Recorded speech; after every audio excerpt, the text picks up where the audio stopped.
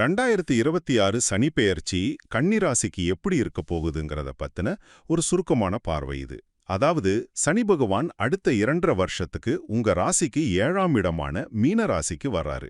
இதனால உங்க உறவுகள்லயும் சரி, தொழில்லையும் சரி சில முக்கியமான மாற்றங்கள் நடக்க போகுது. முதல்ல உறவுகள்ல கவனம் ரொம்ப தேவை. கணவன் மனைவிக்குள்ள கொஞ்சம் பொறுமையா இருக்க வேண்டிய நேரம் அது. 2 பேருக்குமே சின்னதா உடல்நல பிரச்சனைகள் வந்துட்டு போகும். மருத்துவ செலவு இருக்கலாம், ஆனா பயப்படுற மாதிரி எதுவும் இருக்காது.